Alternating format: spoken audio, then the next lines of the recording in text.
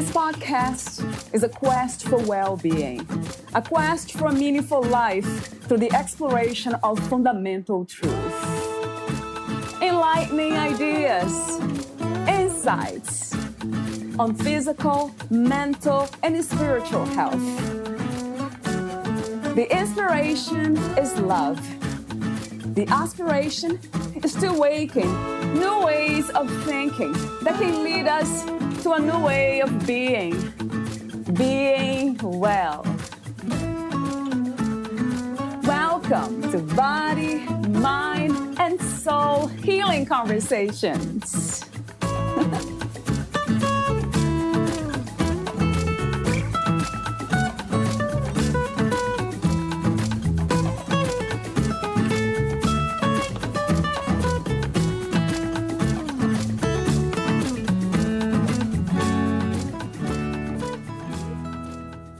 In Puja Yoga, we acknowledge the divinity within each of us.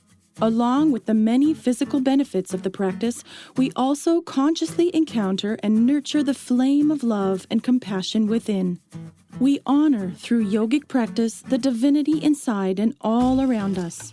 Puja Yoga supports us in connecting with the divinity we all carry, and through our practice, we deepen our connections to inner peace, health, compassion, understanding, and love.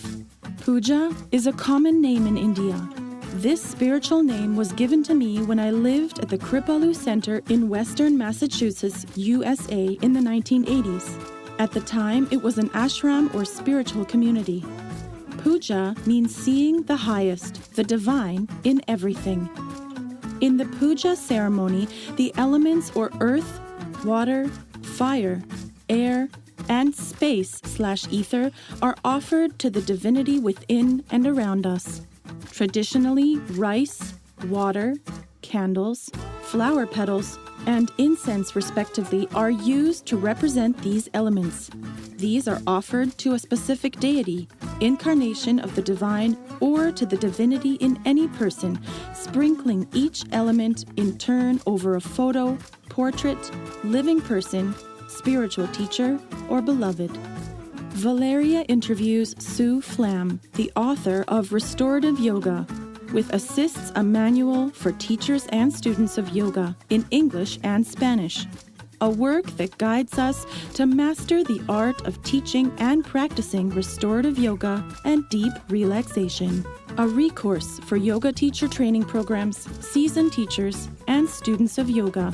It includes a chapter on postures for pregnancy from conception to after birth and sequences for a variety of conditions.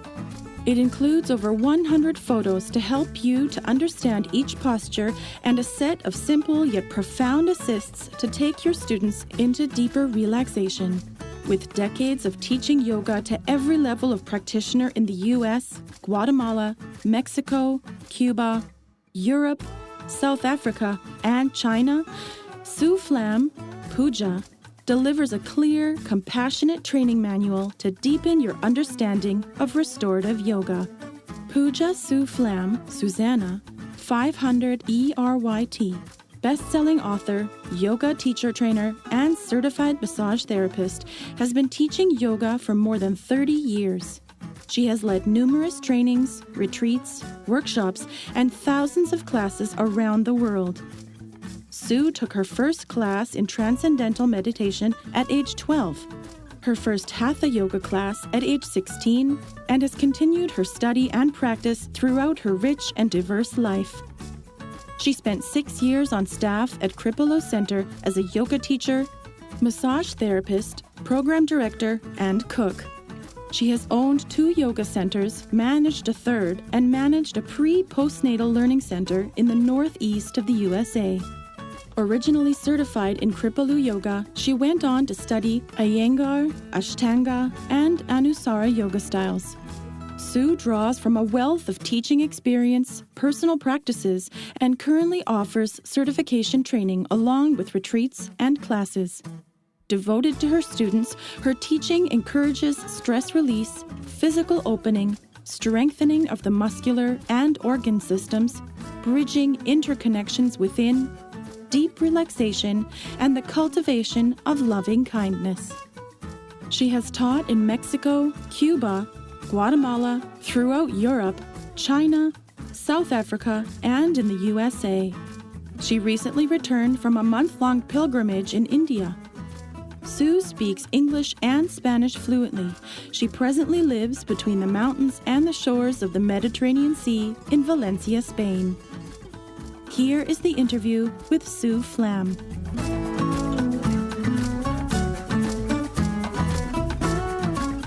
In your own words, who is Sue Flam Puja? Well, I am a woman who is on the path of love, I would say. And one of my teachers, he would say, I'm a pilgrim on the path of love. And I feel like I am too. I am exploring what is love. And for me, actually, love is the highest energy. And I'm exploring that. How can I integrate and how do I integrate and how do I live on that path of love? That sounds wonderful to me. So, before we talk about some of the topics in your books, Restorative Yoga with Assists, a manual for teachers and students of yoga, and also your second book, 93 Prescriptions for Joy in Nature. I have a few warm-up questions. That was a long introduction. I have a few warm-up questions, as I mentioned before. And the first one is about life. What is life to you, Sue? These are profound questions. So life is it's a journey. It's an experience of being in a body and having many, many experiences that I think as I become older, I trust more in the perfect unfoldment of everything, though I always have kind of had that feeling of everything unfolding perfectly, though I forget that sometimes. But life is an incredible experience, an incredible opportunity, and I'm so grateful to have this one. Yeah. What do you think is the opposite of life? The opposite of life. I mean, the first thing that comes to me is death, but life and death. But I recently lost both of my parents. Yeah, being at my mother's death, particularly, it was kind of interesting because I've been at a number of births, and being at her death was sort of like being at a rebirth in reverse. It's like when I've been at births, is you feel this like the veils open and you feel the spirit coming in. And being at my mom, actually with her when she died, the veils opened and she went out. But the energy was very similar because I could feel her spirit. So I don't know if the opposite of life is death. Death might be part of life, right? But not quite the opposite. Yeah, part of. What is the meaning of freedom to you? I think the meaning of freedom is to be content inside so that I don't have any preferences. That's being free. There's in the Tao, they say that the great way is easy for those with no preferences. And that's true. Not that easy, right? Yeah. What is your greatest joy? Well, a few things actually. One is my daughter. I mean, she's just a joy bringer, and I called her that when she was younger, and she's brought me so much joy. And I think, so many things bring me joy. The practice of gratitude. I mean, my new book, 93 Prescriptions of Joy, is just filled with ideas of how to cultivate more joy in our lives. And so joy for me is being in nature, being with friends, family. Yeah, joy is a wonderful thing to cultivate and focus on. Right. What do you think is the world's greatest need at this time? First thing that came to me is compassion. I think we need compassion, especially, we're in the time of this COVID. It's uniting the world, the planet in a certain interesting way. I think we need compassion for ourselves on this journey and for others, because everybody's journey is unique and everybody's journey has to be honored because it's sacred in its own unfoldment. So So yeah, I don't know if that answers, but yeah, I think compassion. Yeah, I like that. It makes sense. What is love to you? Yeah. Well, of course, there's many definitions of love, but I grew up in what I called a religious atheist family. And so the word God was sort of like, I mean, a lot of people have issues with the word God, but I always was very drawn to spirituality. And so whenever someone talked about God, I would just put the word love in instead. Um, and it always worked. And I was like, to me, like God is love. God is not something, it's just this loving presence, this loving energy. It's connecting with that higher energy that is love. And as I said earlier, I think during the interview that love is the highest power and the most sacred power that we have here on the earth. And yeah, I'm about it. I'm about love. That's really inspires me and guides me. And being in my heart is the place where I most love to be, and sharing love. What are some of the manifestations of love that you see on a daily basis within your own life and perhaps in the world? Well, I think actually gratitude really connects us to love, and I'm a very big cheerleader. I think the practice of gratitude is extremely powerful, and I think gratitude connects us to love.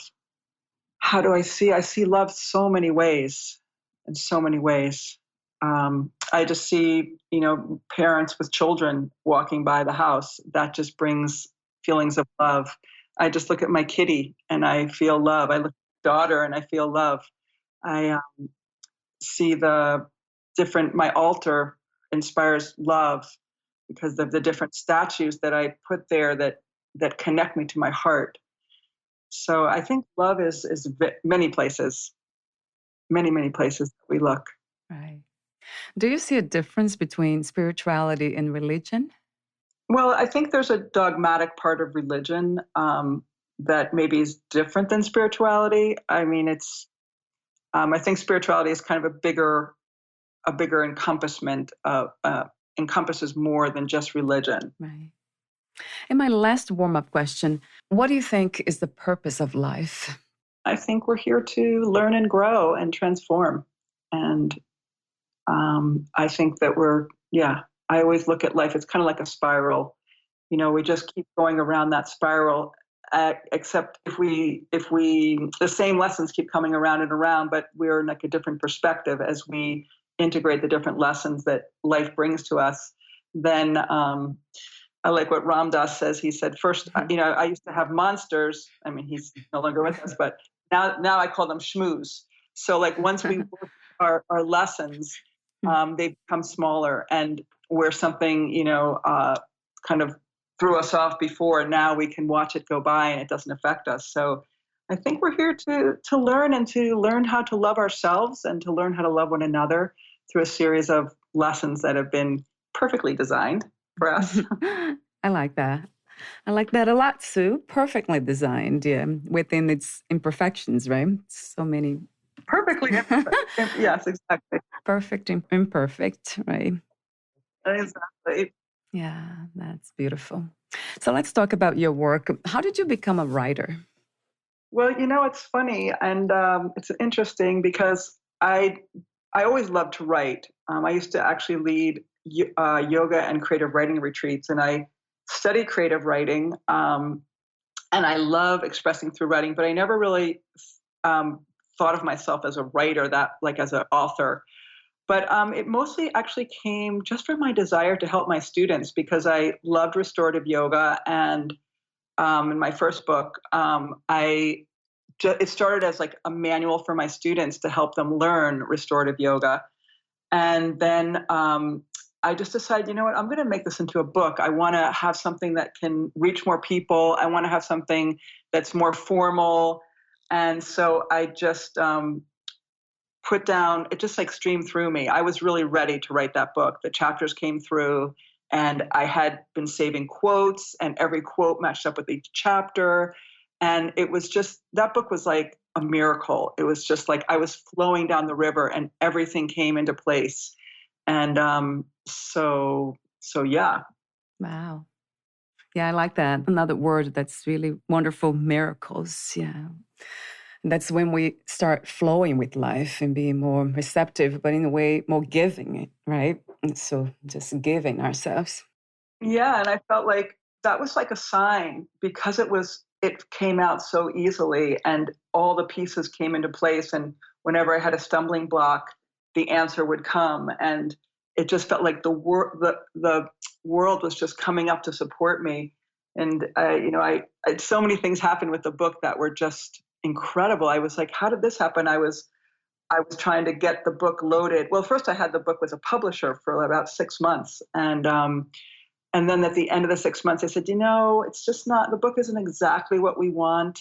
So they let me go. But meanwhile, being with them for 6 months, they'd made a lot of suggestions. I'd made changes. And then I finally they gave me some names of some publishing houses, but there was no connection. So I was like, if you don't know anyone, you don't have an agent, like publishing houses don't really, it's very rare that you can get your book published.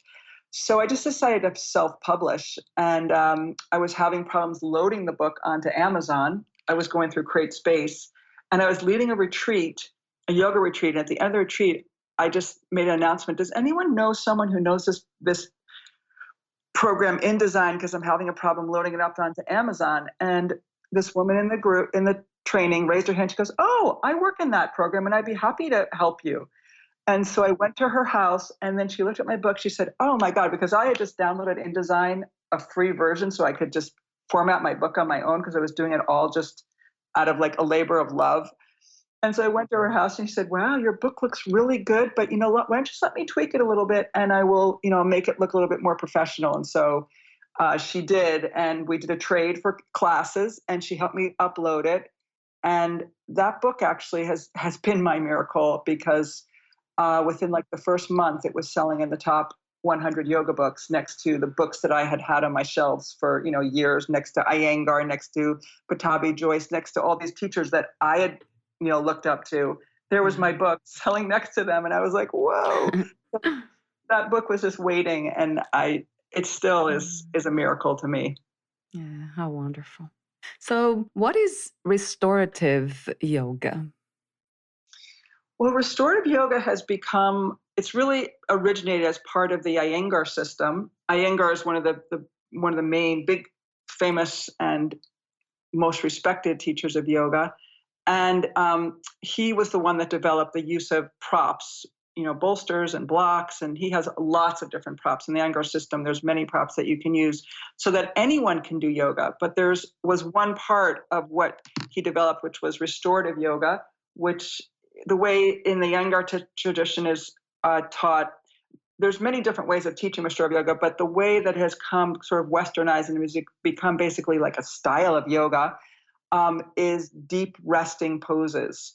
Though not every pose in my book is a deep resting pose, but generally the restorative poses are deep resting poses held for a long time so that you can really drop in. And the longer I teach, there's so many ways to approach restorative yoga, but some of my classes where I used to teach maybe 10 poses or 5 poses, now maybe I only teach 3 poses because the longer holding and the being present with that holding is a very restorative experience. So restorative yoga is about restoring yourself, about resting and regrouping and reconnecting in and dropping into a relationship with rest and calming the mind and calming the body. And it's a beautiful practice. Yeah, it very much sounds like I wanted to try some of them. And I'm wondering, how do we choose? Because you just said that we don't need to use all of them, but some of them. So, how do we choose which ones to use? Well, that's an art of sequencing in the world. Right. But you can take in my book probably any pose and just try it. But they're not so difficult to move in and out of. But a big part of being in restorative poses is the holding and how to attend to the mind, because the mind is so, we're so we have such busy minds. So part of the restorative practice is learning how to work with the mind while you're resting in the poses. I call the restorative practice an advanced practice because people think, it's just, what are you kidding? You're just laying around, you're not doing anything. But when you are just laying around, quote unquote, supposedly not doing anything, of course, what happens? The mind comes in. So it becomes a more advanced practice because you have to learn how to quiet your mind and understand how your mind works so that then you can rest, because the body and the mind are so connected. We're bridging that gap between body and mind and learning how to rest deeply. And part of that is quieting the mind. Wow, I love that, Sue, because I have seen a lot of yoga practices becoming this sort of athletic or workout, intense workout exercise type of a thing. And it's, in a way, it's putting more pressure. I mean, it creates presence because all kinds of exercise do that. But it has become, many kinds of yogas have become, or teachings or practices have become this body only, or focus on the body looking perfect or fit. And that's one of my questions about why are there so many kinds of yoga?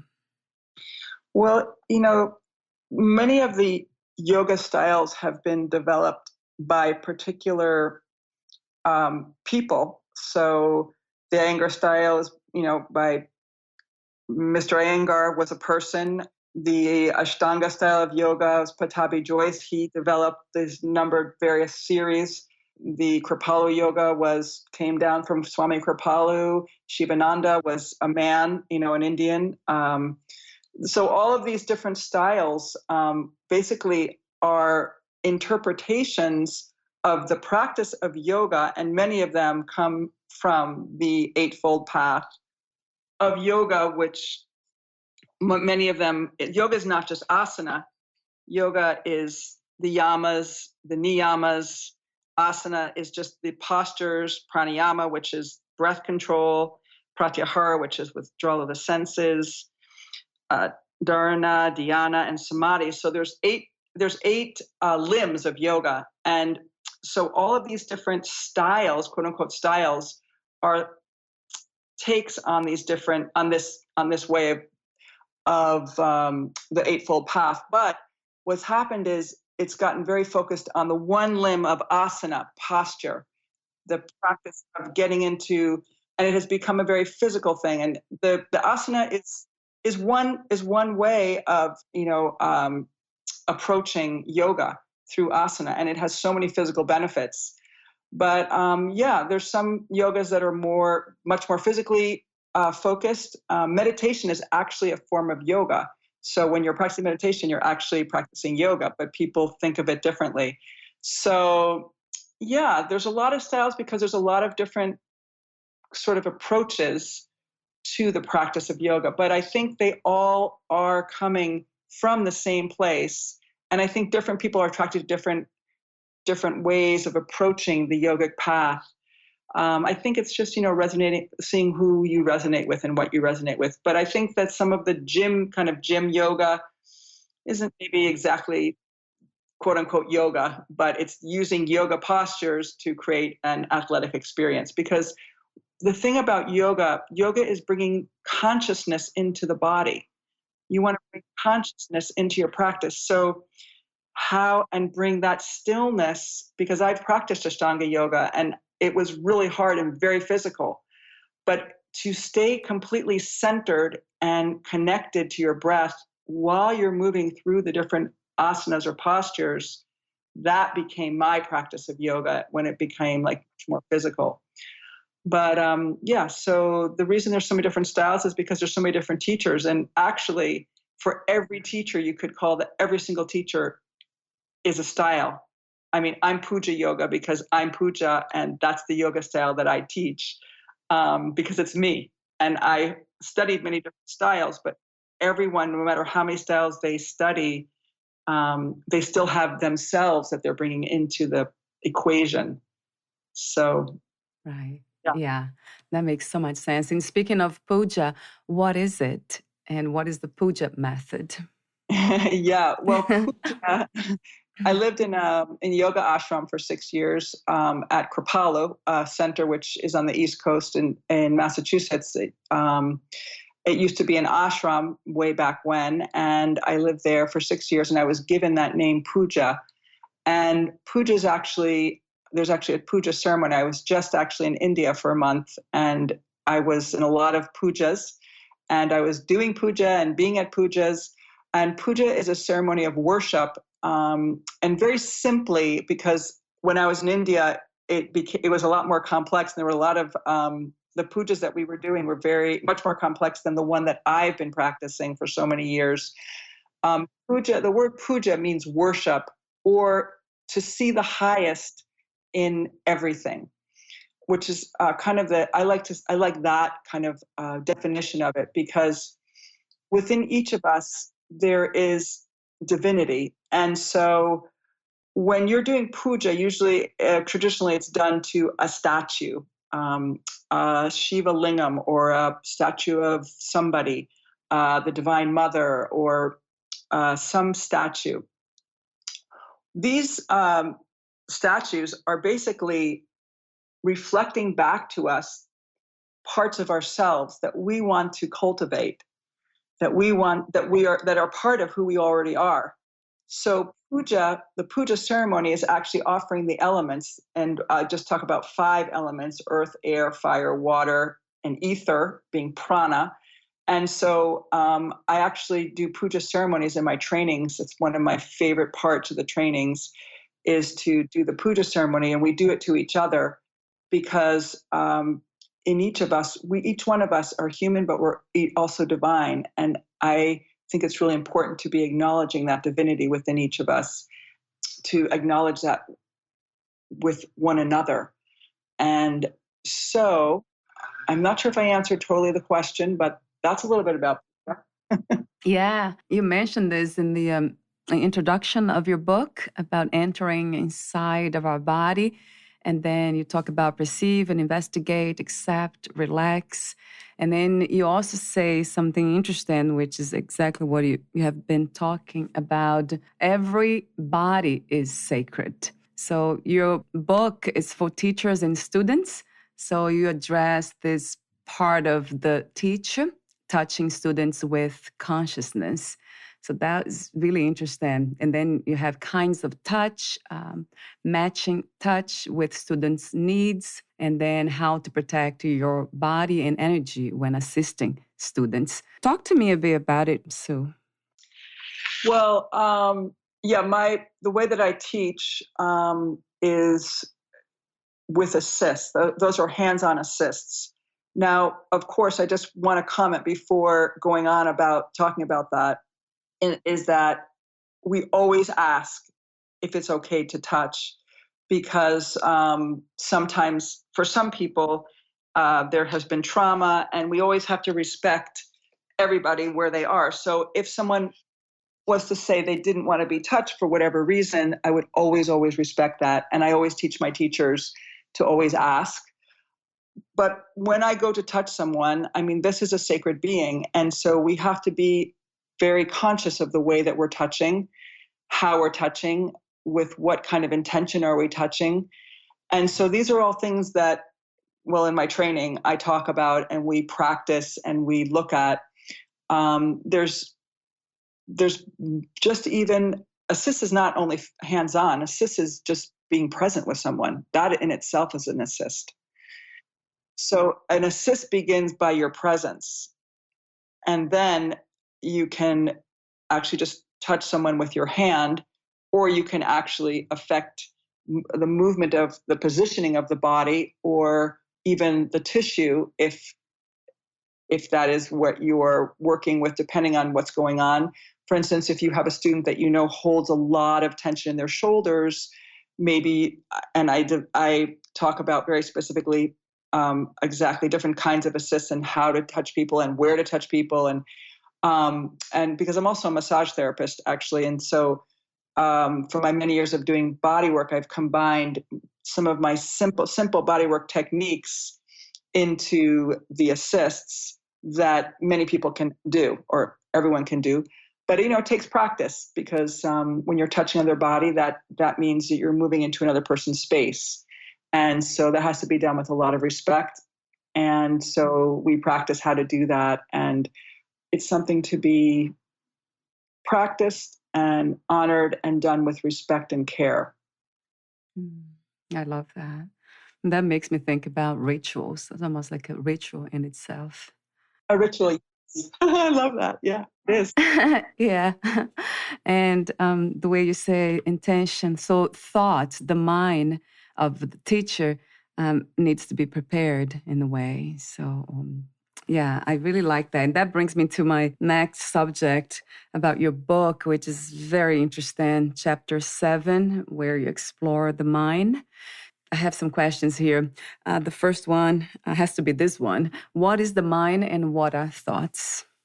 Okay, well, I think I'm going to talk a little bit about the second question first. What are thoughts?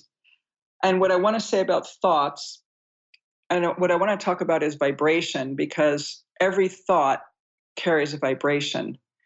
So, and we are affected by vibration. So, if we were sitting in a room with two guitars on either side of the room and you stroke the E string on one guitar, the other guitar will start vibrating the E string without even touching it, because we vibrate. Everything in this world is vibrational. So the mind and every thought is vibrational. And I think there's a really great quote in my book from Deepak Chopra, but I can't think of it off the top of my head right now. But he says that every thought has a biological correlate. So because thoughts are vibrational, and because everything is vibrational, thoughts affect our bodies, affect the way we feel. And that's something very unique about being a human, is that we can choose, by becoming conscious of our thoughts, to change our thoughts. And that's one of the very powerful things about gratitude, is that if you're not feeling well, if you're feeling down, and you just looking around the room and think about what you are grateful for, and just looking in your room, 10 things you're grateful for. Right now I have a candle burning and I'm grateful for that candlelight. I'm grateful for my window. I have this beautiful view out my window. So many things right in our present moment. Where our attention goes, our energy flows. So where we put our attention is where our energy flows. So if we're constantly putting our thoughts into what's not working, what's not happening, how I'm feeling bad about this, how this is not good, oh, woe is me, then that's where our energy is going to go.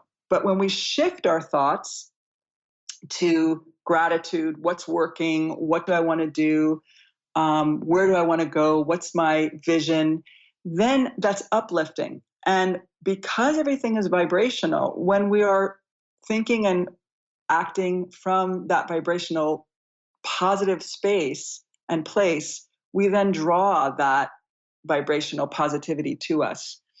So the mind is a tool. It's a tool for us the mind is sacred also, but we can have consciousness brought to the mind to make conscious decisions when we are aware.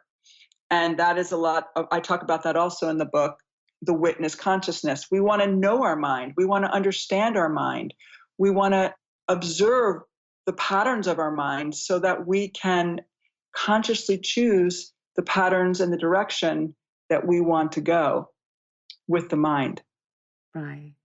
Yeah, there's a section that you say there is a consciousness available to everyone that is free of conditioning. Yes. Like you just said about the attention, if we are putting the attention in the past, or future, or negative, let's say, responses, then that will be really challenging to be conscious and present. Speaking of vibration, everything's vibration, energy, and we are all under this field of energy and vibration. So earlier in your book, I just mentioned before about the protecting the body, ourselves, and the energy field from these vibrations. How do we do that? Well, that's an interesting, as anyone who has written a book before, what happens is kind of interesting, because as you keep living and keep experiencing things change. And there's many things in my book. I think I maybe need to put out another edition, but the the energies are not exactly, I mean, they can be in a way we look at them as harmful, but I think they're just different they're just different kinds of energy, and taking off like the judgment of if they're harmful or good or bad. There are certain energies that maybe feel, more comfortable to be sitting in. And there's people that are carrying around a lot of energy that is heavy, that can be heavy, that people can come into class angry, people can come into class many different ways. And because we're all very sensitive, these energies can affect us, and they do affect us. So there are techniques that I sometimes use. It's rare that I don't wouldn't touch someone, but there have been a couple of times in class, and I've taught many classes, thousands of classes, that I would maybe not touch someone because I just felt like I was feeling very sensitive and their energy was not feeling aligned with what I wanted to cultivate inside of me. So maybe I didn't touch that person. But so that's one way of protecting yourself, is by not touching someone. But there are techniques like imagining white light around you. Just that white light. White light is a very pure energy. So when negativity hits that, it can be dispersed. Also, after a class or after touching people, washing your hands, just for performing little rituals. Washing your hands is a ritual, and just energetically like releasing anything and let it go down the drain. Using your mind to just have the intention that anyone that I touch will, the energy will be turned into love. Any negativity will go into light, will go to love. Just those kinds of little thoughts and intentions can protect you when you're interacting with people, or sometimes you're even talking with someone that you don't feel the energy is something you want to be with. You can call in energies of love and light to come in, and it's incredible. You can see conversations change, energies change, things can shift by using your mind to help you create a different kind of energetic dynamic going on. Yeah. So there are so many things we can do, which they all make so much sense and sound like common sense in a way. Yeah. I would like to talk about the immune system, stress, the immune system, and how restorative yoga can help us reducing stress and strengthening the immune system. Yeah, well, the immune system and stress is a natural part of life, and there's nothing really wrong with stress. But what happens is when we're stressed continually, and what's happened, in the Western world is that we're constantly under stress for so many different reasons, and a lot of the stress is actually going on in the mind. There's not actually a danger present, but because we have fears and we have pressures and we worry, and we end up living in the fight and flight syndrome, which was basically set up, as a survival instinct, a long time ago, so that we could like run and get away from danger. But the way we're living, we're kind of we're activating that system just by the way we're living in the world and in traffic and getting frustrated and aggravated. Though I'm hoping that this whole coronavirus is going to calm us down a little bit, because we've all had to stay home more. But what happens is there's the stress response, and then there's the relaxation response. And the relaxation response is what restorative yoga addresses. It helps us activate the relaxation response. And the way the relaxation response works is that just by changing the normal patterns, thought patterns, and stressful patterns that we fall into, habitual patterns, by focusing on the breath, bringing ourselves into the moment, giving the mind something else to focus on instead of the normal patterns that we go through or that we're doing every day, that breaks the stress response. And what happens is when we're in the stress response, instead of the body being able to have a strong immune system, what happens is it weakens the immune system, because the energy is going into taking care of the stress response, instead of when we're calm, then the body can react and bring more healing into the moment so that we can be living in more homeostasis. When we're stressed, then we're in the stress response. But when we're relaxed, then we move into the relaxation response. And then the body calms down, the heart rate slows, the mind quiets. And from that place, healing happens, and on many different levels. So that's kind of what happens with the restorative practice. We slow everything down and we touch into a deeper, quieter place. Yeah, I love the way you connect thoughts to the breath. And in a way, it makes me think about meditation. It's almost breathing. The breathing techniques are actually more effective than meditating. Well, breathing techniques can be a part of meditation. There's actually many meditations that include breathing techniques, but that's one of my favorite techniques, is connecting thoughts and breath. And that really came to me from Thich Nhat Hanh, who is one of my teachers who I adore. And he talks about, there's a beautiful book, The Blooming of the Lotus.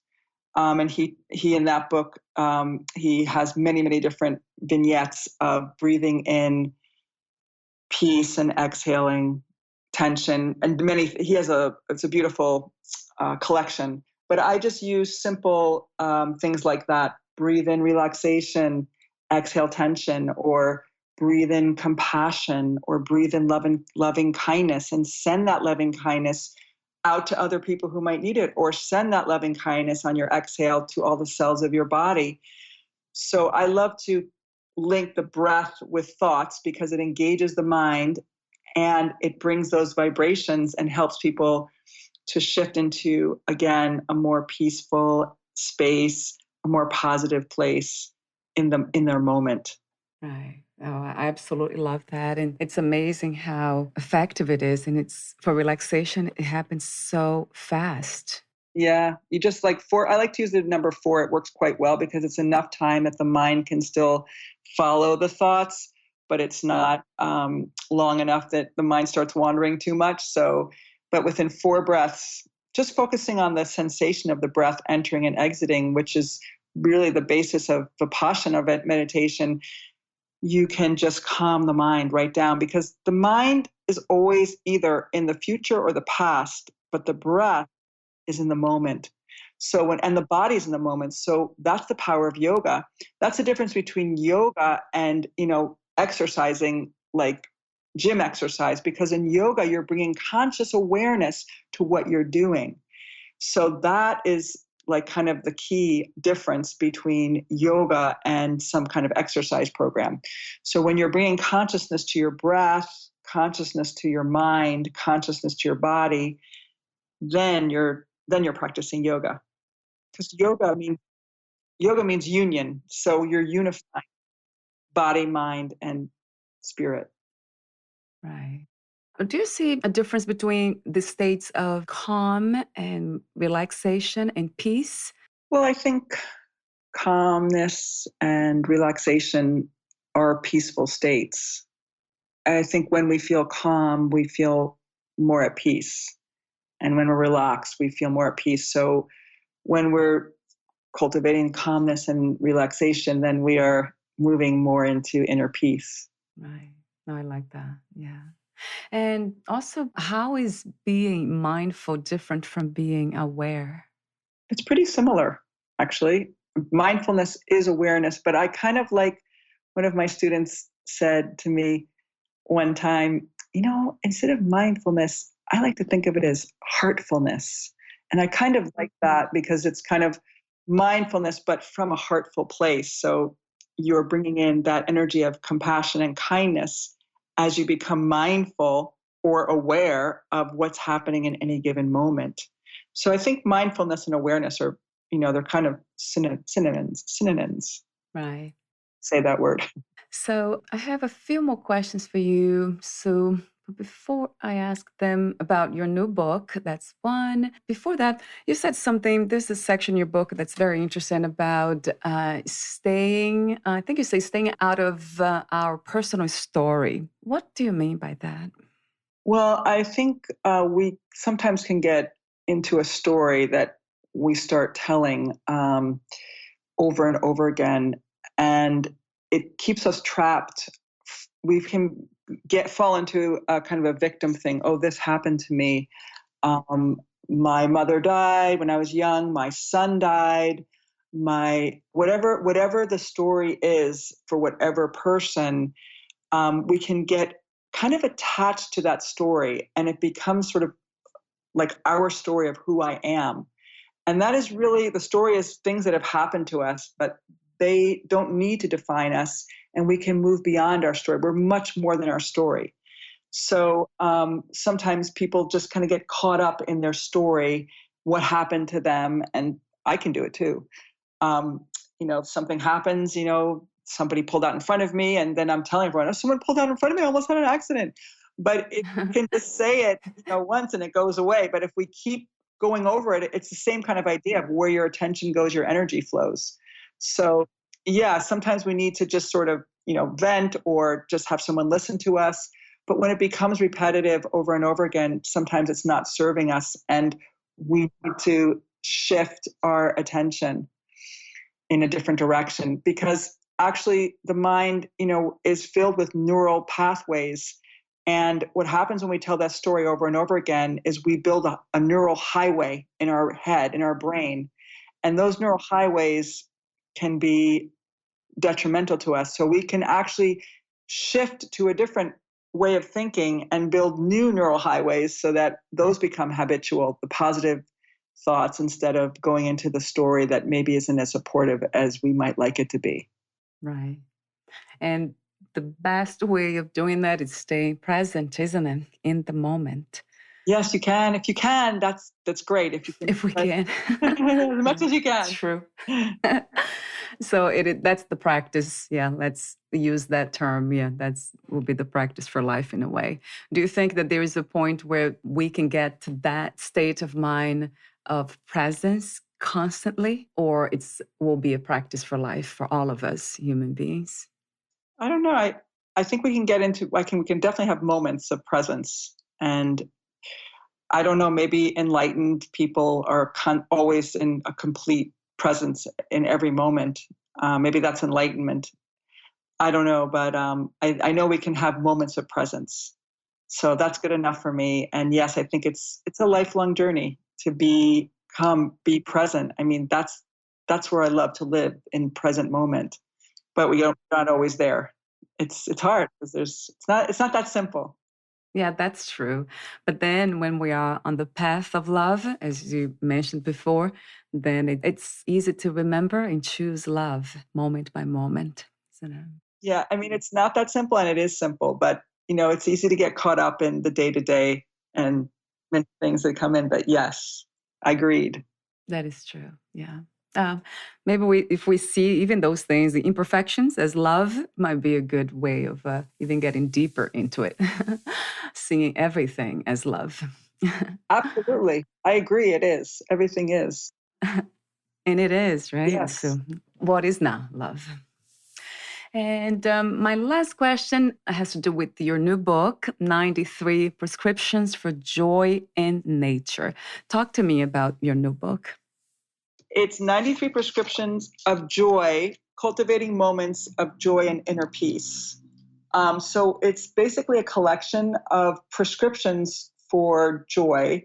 Um, and some of them are about connecting with nature, and some of them are about connecting with family, and some of them are about connecting with yourself, and some of them are about connecting or adventures. There's all different prescriptions and ideas of how to create joy in your life, and everything from watching a sunset to hugging a tree, or learning how to talk nicely to yourself. And so they're just like ideas and inspirations to create more joy in our lives.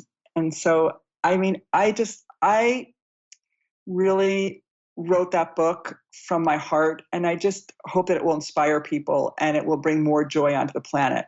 That's my intention with that book, to bring more joy to people individually and on the planet. What a wonderful intention to have. So, a correction about the title of your new book. The part that you sent to me, that is just the chapter 2, right, Sue? Right, exactly. Chapter 2 is about connecting to nature. Everything that you say here, it kind of brings us back to the that idea or ideal of self-love, doesn't it? Yes, that's like a big thing that I'm into, and practicing more and more is how do we love ourselves? Not in a selfish way, but it's really, that's something, an ongoing journey of mine because I have been so outwardly focused on helping other people, taking care of other people. And a lot of more recent years has been about turning inward and really loving myself. And when I'm loving myself, then I can make choices from a place of centeredness within myself, not in a selfish way, but in a way of knowing and taking care of my own needs, being kind and loving with myself so that then I'm filled to be able to help others. Yeah, because in a way, we cannot give what we don't have, right? Exactly. Exactly. So, would you like to add anything or read a passage in your book before I ask you my final questions? I just wanted to say one more thing about self love. And loving ourselves is not, just loving the beautiful parts, but it's really being able to embrace every single part of who we are, the light and the dark. And when we can hold all of who we are in that light of love, that is a really beautiful thing. And that is what I try to teach and make space for in myself and teach in my classes and in my trainings how to create space so that we can embrace all of us. Because when we can embrace all of us, then we're at peace with every part of us. And then we are in that space of presence and in that space of love when nothing is really bothering us because we've loved every. Wow, so true. Nothing is rejected because now we are embracing life as a whole, not the fragmentation, the parts of life, right? That seems to be the real practice of love, right, in general. So, my final questions to you, guys, I'll pick some of them here. How do you define success? What is to be successful to you? To be successful is, yeah, to be content, to have friends, to be sharing sharing love and sharing friendship and sharing. I mean, for me, success is when students also in the terms of my work is, when people are transforming, when I see people transforming, when I see people finding themselves, when I see people um, understanding something that they didn't understand, to me that is so gratifying. If I can help one person to, move more into that loving space. I hate to be like using that word like a cliche, but to move into more love within themselves, to discover something, to see people become more conscious, to see people open and transform into a bigger part of themselves or understanding themselves more fully. That is success for me. Um, I don't have. I'm very, very happy to. We can talk about financial success.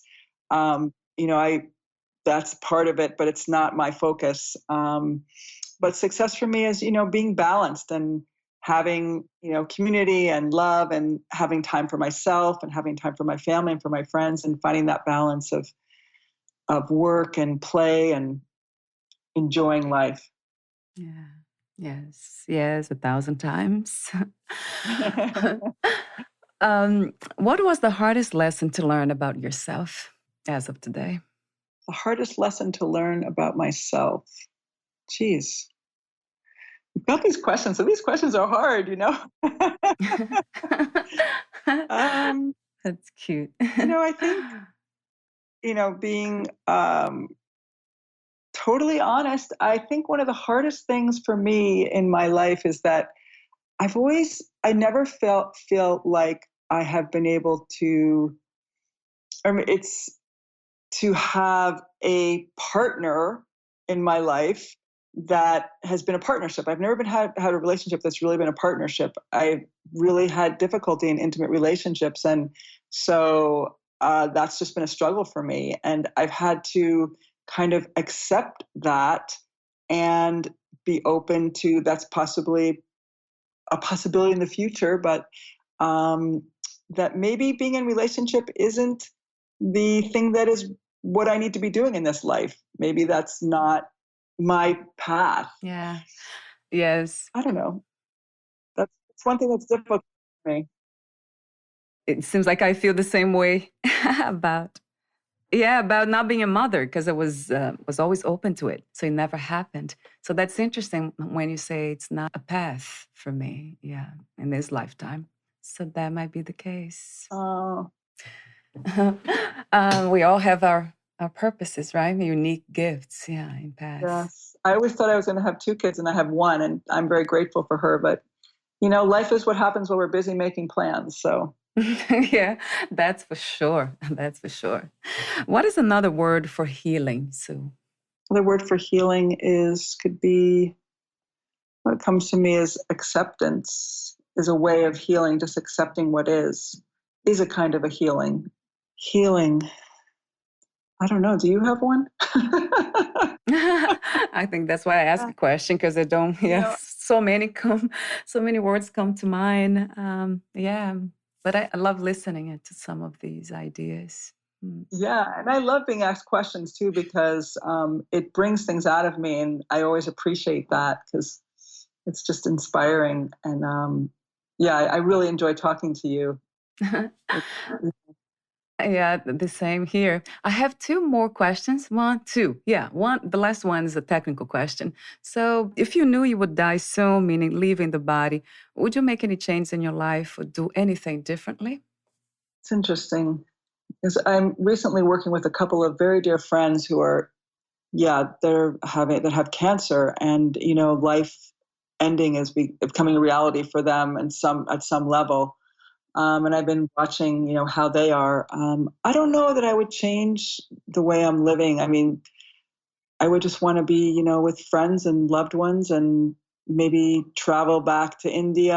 I don't know. I don't know that I would change so much. I'm sure I would maybe stop trying to figure out how to make a living, but not sure how I would change. What I would change so much. I feel like I'm living where I'm doing what I'm supposed to be doing, and I don't know how that would really change that so much. Yeah, I love that. When we reflect upon these questions and then the answer is like, I wouldn't change much, or I wouldn't change anything. That's when we know, right? Do you believe in life after death? I don't believe, well, I don't know if I believe in life after death. I believe that we have, a soul, and that we reincarnate. I think I have more of a kind of a Hindu sort of karma, idea about life and death. I definitely believe that there's a spirit and a soul that is beyond this body. I mean, I've seen that in birth and in death, where, but particularly in I just feel that I believe in reincarnation, that we come back, and that we come here to learn certain things, and then we leave, and then we come back again. I don't know exactly how it all works, but I do believe that there's a soul. Yeah. And that we come back. Yes, I do believe in more than one life. Right. What are 3 things about life you know for sure? Let me see. Breath is life. We are interdependent on this earth, that everything is connected, and that we need the elements to live, and we are connected with the elements, and we need them to live. Yeah. Thank you so much for this conversation, Sue. It has been genuine, peaceful, meaningful. I love your wisdom. Thank you. It can be felt, not just heard. Thank you so much for the opportunity. I'm so, so grateful. Where can we find more information about you, your books, products, services, and future projects? Thank you. My books are, my first book is on Amazon. My second book will be there in like a week or 2. I'm just finishing the last parts of it. I can be found on the web at sueflam.com or pujayoga.net. And I'm on Instagram and also on Facebook. So if you look for me, if you Google me, you'll find me. And I would love to hear from anybody. Wonderful. Thank you so much again, Sue, and we'll talk soon. Thanks so much. Bye for now. Bye for now.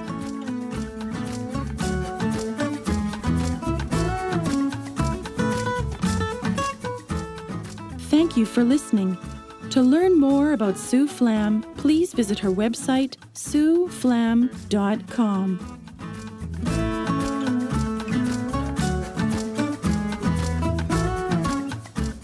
To learn more about this podcast, please visit fitforjoy.org/podcast. I want to thank the Patreon members, Lawrence McGrath, Mark Basden, Terry Clayton, and Aidan Vickrock. Thank you again for listening, and bye for now.